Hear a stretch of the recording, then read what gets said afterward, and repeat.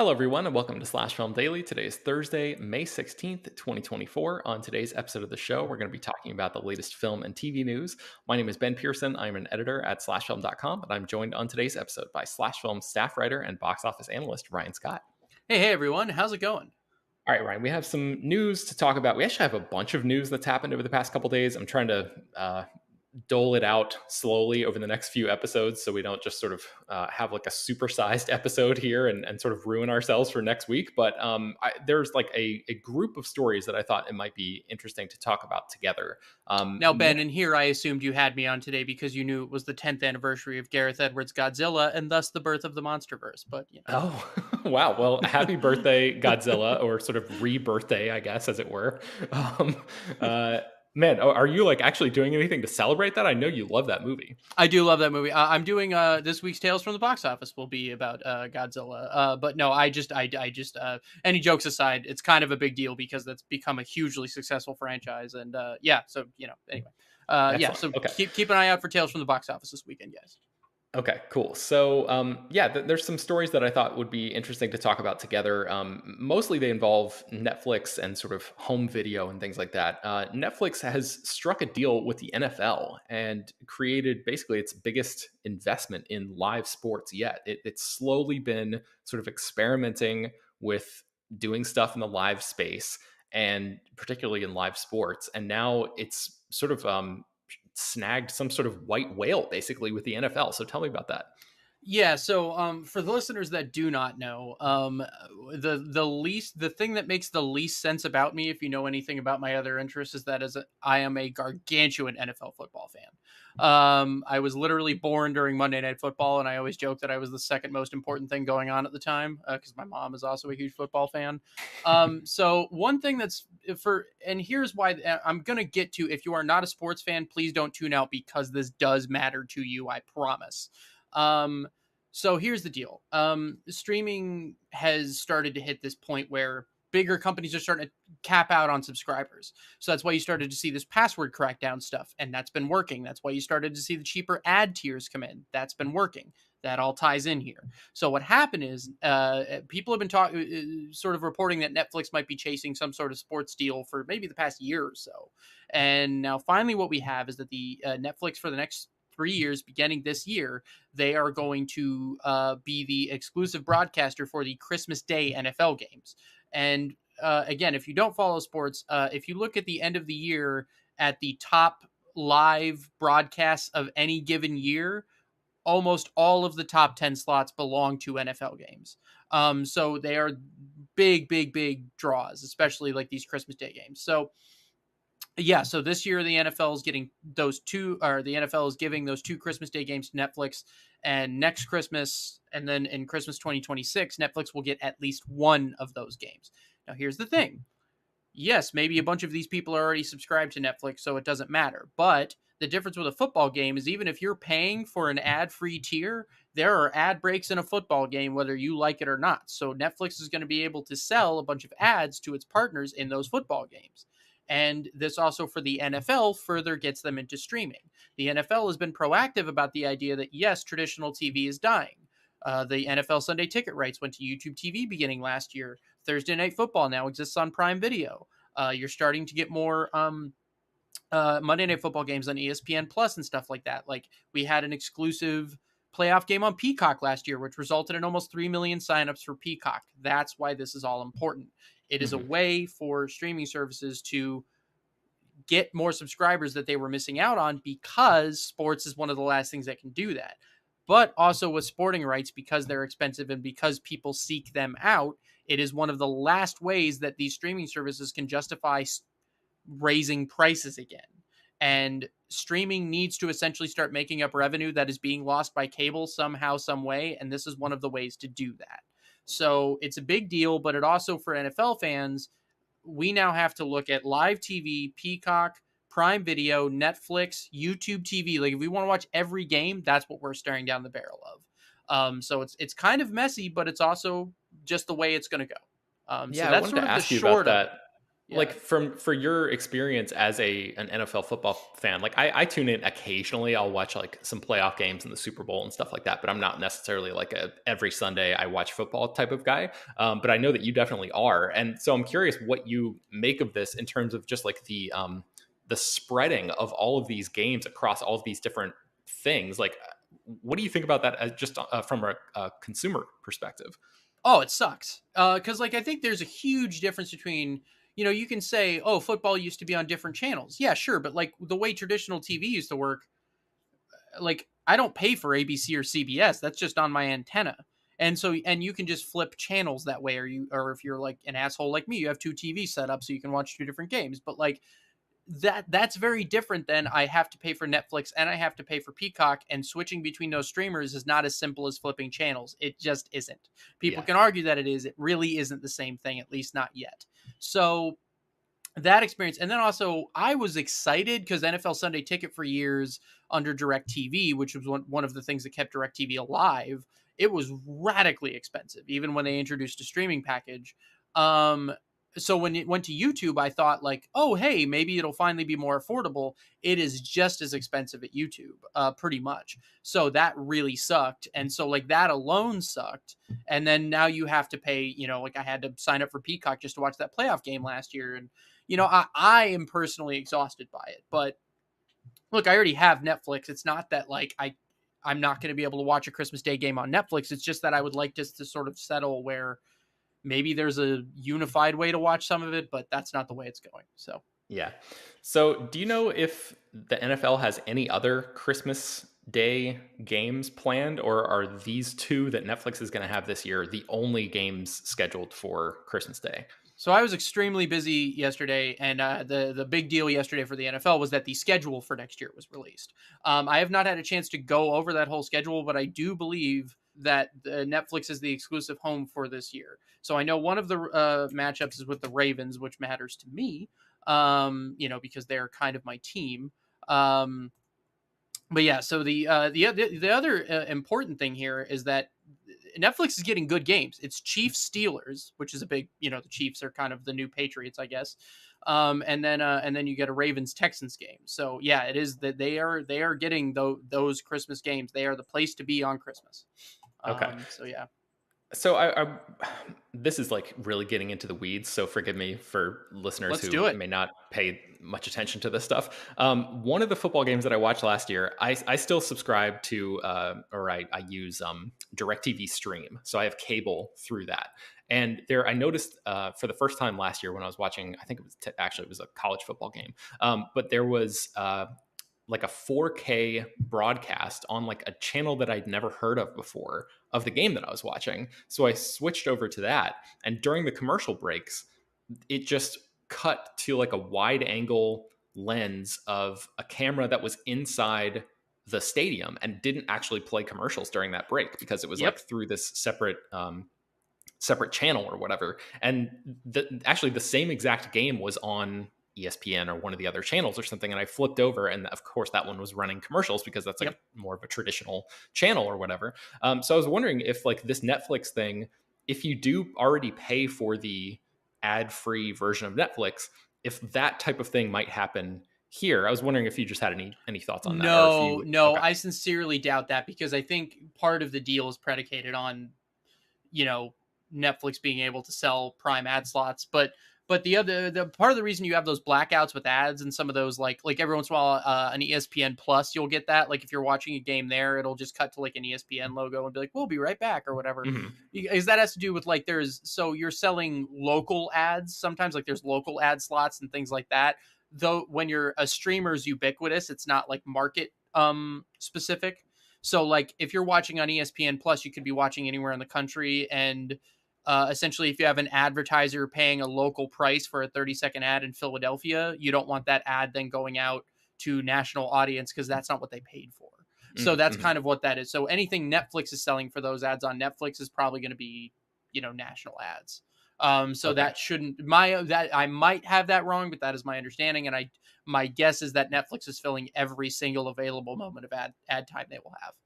Yeah, it seems too benevolent for them to be like, "Oh, yeah, even though you pay for no ads, here, we'll give you this ideal experience," like, when they could very easily just throw some Right. ads in there and make more money from advertisers that way, Well, which is the and whole point.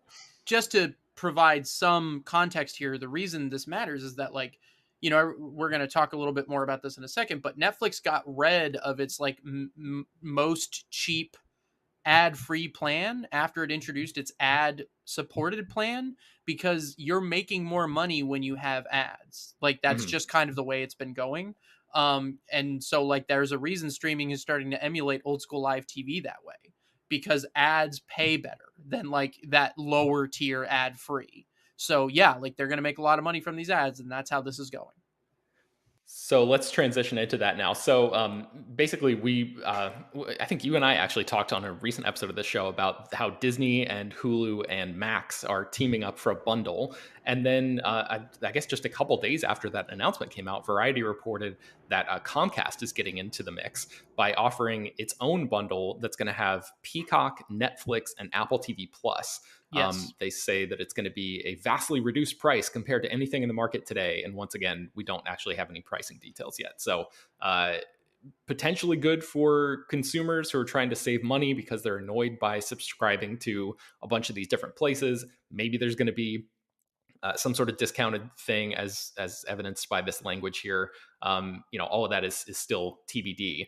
But the biggest thing that I was surprised by in this news, Ryan, is that Netflix is involved in this at all, because they are the industry leaders here. They are dominant in the streaming wars. They have essentially won the streaming wars. But they're one of, if not the only, um, streaming company that is profitable right now. I mean, I know they are. Maybe another one maybe just became profitable. Max has had a full year of profitability as well, but it's been Okay. like smaller profits. But Zaslav, for all of his awfulness, did get Max to profitability.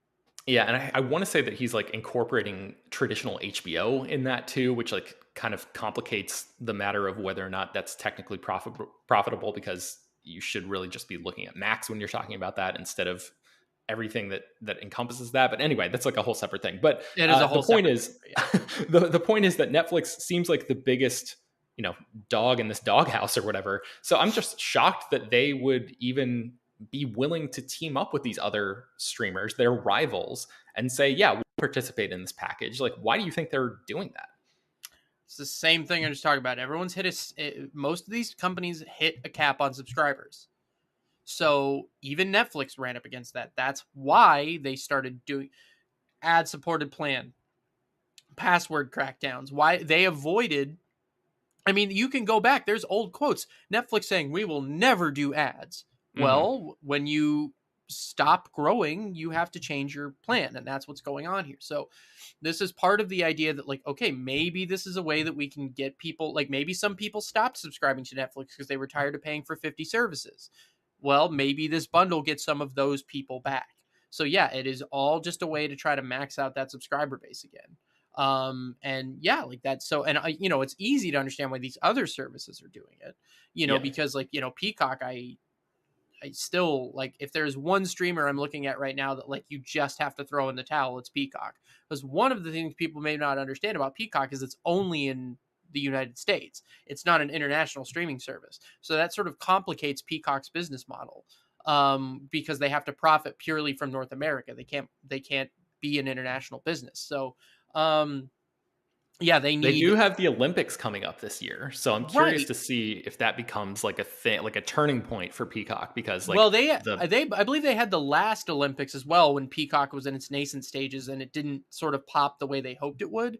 I just listened to an episode of the Town podcast, which you and I both, and they had one of the programmers, the heads of Peacock on, and they talked a lot about, like, their strategy for the Olympics this year and stuff. And they've done a lot more to try to make that more attractive to people, and hopefully that. But as we discussed, Peacock got that exclusive NFL game last year, and that had resulted in almost 3 million signups. mhm, So it's not nothing. But yeah, yeah. it's easy to see why this is attractive to these other services, like even Apple on some level. But yeah, it's like, but even for Netflix, they have run up against that wall and they have run up against that ceiling. So that's why I would think they're doing it. Yeah, interesting. Yeah, I could totally understand like why they're sort of investing in sports the way they are and trying to like they've got like some golf stuff. They've got what Formula One, Drive to Survive, and like they're sort of like tapping into these different sports markets in the hopes of like potentially luring people who might not have otherwise subscribed to Netflix. Like all of that stuff makes sense to me. I was just wondering about the teaming up with their rivals to offer this bundle. It kind of seemed to me like Netflix should be above that at this stage, Well, which at their I'm sorry, dominance. I got these. Netflix is partnering with what are the other two services again? It's What's in that Apple bundle? TV Plus, which absolutely needs all the help that it can Uh get huh. because most people don't even know what that is. And then what is the other one? Peacock is the other one. Okay, So so let's look at who Netflix is partnering with there. Netflix is not partnering with Disney Plus. Netflix is not partnering with Max. They're not partnering with maybe their biggest direct competition, and that rising tide in that bundle lifts all boats. So like when like they're rising at an equivalent level to Apple TV Plus and I'm sorry, and I've already Peacock, and Peacock in that bundle, right? So like they're not losing any ground every time they gain a subscriber there, right? And they're partnering with two of the smaller services, so like they're especially not like getting, letting the competition catch up to them in that sense, I right? see. Okay, So I yeah. think So that like that's so I yeah, think there was a strategic bundle there, and that like who are we partnering with and why? So yeah, that like Apple TV Plus is never going to be a threat to Netflix, and Apple's not trying to be frank. right. Peacock theoretically could be in some way, but also I think Peacock has designed itself to be a very, very different to Netflix for better or worse. So that would be Mhm. my guess. Okay. Yeah, we have an article called "It's Official: Streaming is now just cable, but somehow much worse" on the site right now, and it breaks down a bunch of different reasons why that's the case. One of them that I did not think about is that one of the big reasons behind the Writers Guild of America and Screen Actors Guild strikes last year had to do with residuals, right? And Yep. like the way that people have previously been paid, and in the streaming era have not been paid in the same way. And the idea of these companies teaming up for these bundles, there's some speculation in our article that like maybe that has to do with ways for them to find loopholes around paying people what they're worth. Essentially, like I know that the both the writers and actors won some hard fought gains as a result of those strikes, but I don't know if necessarily every single rule applies to these streamers individually as it does when they're bundled up in, in different groups or something. That's still like, I'm not sure like exactly what the veracity of that is, but that I would not put it past any of these companies, let's put it this way, to find and exploit whatever loopholes they could if that was an option. So I Well, just had not thought about that. I definitely would think of it. And again, so this gets to the idea, and at the heart of all of this is most of these companies, save for Netflix. So you have Warner Brothers, NBC Universal, which is ultimately owned by Comcast. These legacy media companies, a gigantic part of their business came from cable television and traditional television. Disney owns ESPN. Disney owns ABC. Literally every single day that goes by, the revenue from those old sources dries up. It continues to die. So you have got to make up that revenue somewhere. And again, like you just said earlier, Netflix is the only outright reasonably profitable streamer out there. Max is getting there. Disney Plus is going to get there soon. But those margins are nothing compared to what they used to make. Yeah. So you have got to get to a point, is like straight up, and also just for like people that like movies and TV shows, these companies have got to make money somehow on those movies and TV shows, or the apparatus dies, right? So like, yeah, somehow, some way in the short term, they've got to make streaming profitable, and it can't cost more than it costs now. So like, Hmm. now that is not right. That the thing that goes away is you're finding a way around residuals. That is not okay. But yeah, if they can find a loophole to pay less in some way, they're gonna do it because they have to. So Yeah, I you're think not one of the wrong. things, But yeah, yeah, one of the things that they could do is just simply like start siphoning off or sort of selling off the rights to the stuff that's currently on the streaming services that we're paying for every month. And so basically, what you're going to be getting is paying more for a worse experience. And that's so, absolutely what's happening. That's yeah, but I also think too it's important. Like there was, I believe there was a report from Bloomberg, I think, going around that Apple wants to start paying less upfront, but paying for performance based like residuals. Oh, Um, interesting. where like and you and I talked a little bit about this. I think I don't remember if this was on Slack or on the podcast, but where oh no, it was me and BJ. I apologize.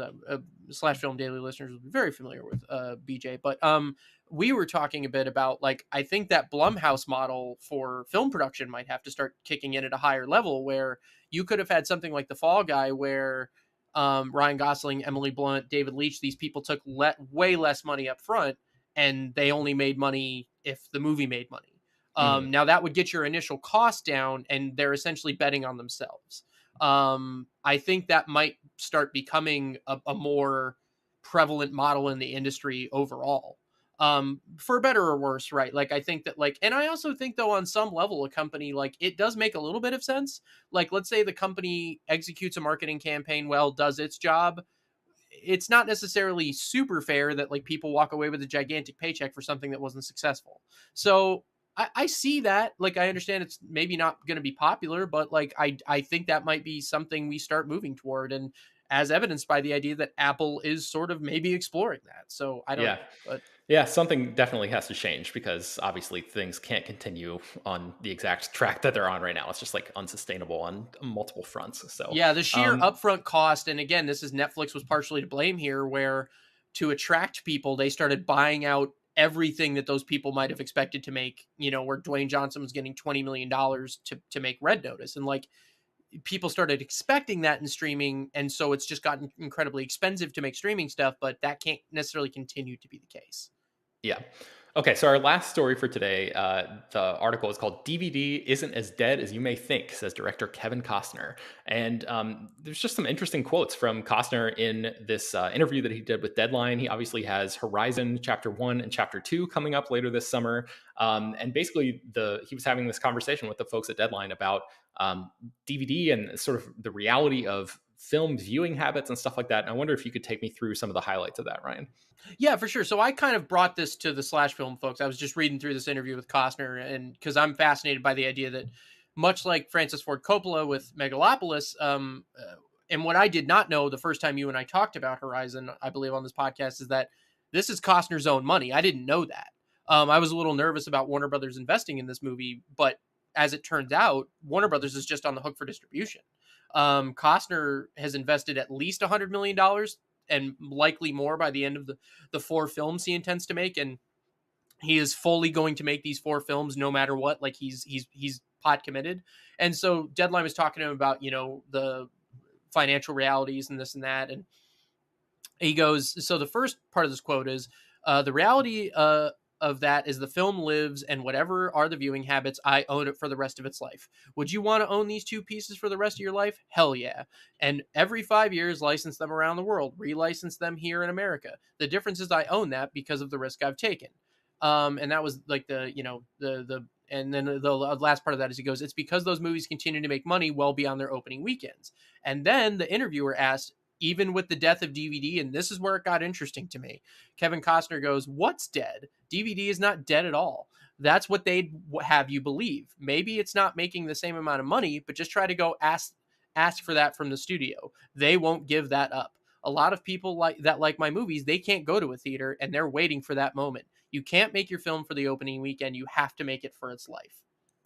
Now, this is a man speaking who has invested $100 million of his own money to make these movies. And I do find it fascinating that, like, you know, he has I found that point very compelling that, like, okay, fine, DVD's dead. Go negotiate a contract and ask the studio for the DVD rights. They're going to tell you no. Hmm. It's an interesting point. Like, you know, it may not be the money that it used to be, but it's something. And, you know, when we look at like the DVD of that Russell Crowe action movie from earlier this year, Land of Bad, has been sold out on Amazon all week. Oppenheimer sold out last year. Like, it's still a thing. It may not be what it used to be, but it's still a thing. So that I did find that pretty fascinating. Yeah, it's interesting because, like, on one hand, you know, you actually wrote this article and you have some stats in the beginning about how, like, sales of DVD and Blu ray discs were down 25% last year, even though home entertainment, which is like largely driven by VOD, was up like almost 17%, basically. You mentioned that Disney is shutting down their movie club and handing its physical media business over to Sony, which we talked about on the podcast before. So, like, objectively, the reality of what's happening in Hollywood right now is that physical media is nowhere near what it was. But he's basically saying like, yeah, I found the point to be kind of interesting too, because he's basically saying like, you know, it's more than just the opening weekend totals that really matter, especially for older people like Kevin Costner, older movie stars who have older audiences who have been with him for the past 40 years or whatever, who, if you look at the numbers of people who actually go out to the movies every week or month or year, older audiences just are not in that demographic. So like, but they still like watching movies, obviously, and they still like keeping up with Yep. their favorite stars and all this stuff. So like he's saying DVD is like strategically important to a specific subset that Hollywood kind of often just ignores. And like, yes, those numbers are not as great as they once were, but like there's still some value there. So yeah, it's just an interesting thing to think about. I don't know if you Yeah, had and any again, other he's takeaways from talking. that. Well, he's just talking about the, and it's also like, yes, don't get me wrong. And I even mentioned in the article, like I'm a box office analyst by trade. Like you guys, most of you listeners probably know me, and if you follow me, that's why you follow me. And the box office is remarkably important, and it's going to be remarkably important for a movie like Horizon. But it is about the life of the movie. You know, you look at a movie like Shawshank Redemption that bombed 30 years ago, and it is odd to call that movie a bomb, but there's no other way to frame the way that movie performed in theaters. But you want to try to take those rights away from the studio, they're gonna go, hell no. You know why? Because that thing still plays on cable all the time. It still sells DVDs. It still sells every time a new media format comes up. People buy it, like me, who love that movie. So yeah, Mhm. over the life of a movie and over the life of something like Horizon, especially if all four of these movies are good and this ends up being like, some Avatar like saga, but for people who like Westerns, yeah, for the life of this movie, it's going to play. So I see his point, and I did find it kind of interesting. Most of the conversations that I've had about physical media over the past few years have been with, you, my colleagues, people like Chris and Jacob and whoever else who actually like still cares about this stuff and goes out and buys this stuff. You don't often hear major directors and actors talking about the home media market these days. So I just thought it was kind of notable on that front too, because like that conversation seems to have. I mean, occasionally you'll get like a Ben Affleck or a Matt Damon or something, sort of wistfully recalling the days where the DVD market helped prop up Hollywood in a major way. But even those conversations aren't as prolific as they once were. No, but I even wrote a story for us a couple years ago about it was at San Diego Comic Con. I was at Kevin Smith's panel, and he talked about the reason Clerks 3 got made is because Jay and Silent Bob Reboot sold so many Blu-rays for Lionsgate. Yeah, that's right. Yeah. Yeah, and they were, and so that was another one for me where it's like he straight up got a movie greenlit off of Blu-ray sales. So it's like it is not inconsequential. Like, yes, people like me and you see a lot of the conversation online about like serious collectors or whatever, but this is why when Best Buy got out of that market entirely and Target starting to get out of that market, I'm like, I think they're missing something. And like that Costner audience is probably what they're missing. But Walmart, on the other hand, is like almost doubling down on it in some ways. So I think like that Costner audience is, Walmart's going to benefit there. And so, it's not dead and it probably won't ever totally die for a while. So, it's at least nice to hear a guy like Costner kind of go to bat for it. And he was almost like goaded into it. He didn't plan to talk about that. It's just that like Yeah. someone touched on something for him and he's like, hold on here. And I sort of like that he just was like, let me explain to you why you're wrong. And, Yeah. Yeah, I had not heard about the Walmart thing, so that's interesting. I'll have to read into that. But yeah, yeah, that Walmart's, for those who don't know, Walmart, like, so Best Buy used to get a lot of like exclusive Steelbook releases and stuff. And now Walmart's kind of taking over that business. And so there's a lot of, Walmart is not getting rid of its physical media by any stretch. And I think that what they're doing is they're sort of filling a hole where, Best Buy and Target are sort of leaving behind. Walmart is aware someone's going to want that and they can sort of take that over in the same way that we talked about, I think a month or so ago, that, Sony is taking over Disney's physical media business, where Disney's like, this maybe isn't enough for us to worry about. Sony's like, we'll happily take your money. yeah. So it's kind of like there will be people there to fill those holes because they do understand that it's not dead. Cool. All right. So before we wrap up, I wanted to read a few 5-star reviews. Earlier on the podcast, earlier in the week, I mentioned that if folks leave 5-star review for us, I will read it on the podcast. So I'm going to do that now. Jay Temkin says Ryan Scott is the best. Ryan's the best analyst I follow. So thank you for that.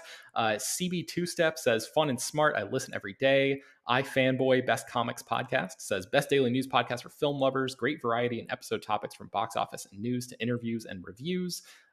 Pizza Rat 42, gotta love that username, says must listen for film nerds. Long live Slash Film Daily.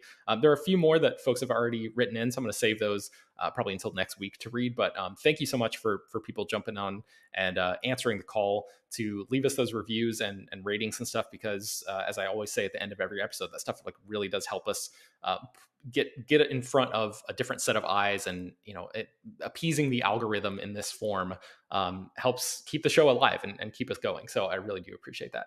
All right, that's going to do it for today's episode of the show. You can find much more about everything that we talked about at slashfilm.com. Slash Film Daily is published every weekday, bringing the most exciting news from the world of movies and TV, as well as deeper dives into the great features you can find on the site. You can subscribe to the show on Apple, Overcast, Spotify, wherever you get your podcasts. Send your feedback, questions, comments, concerns, and mailbag topics to us at bpearson@slashfilm.com.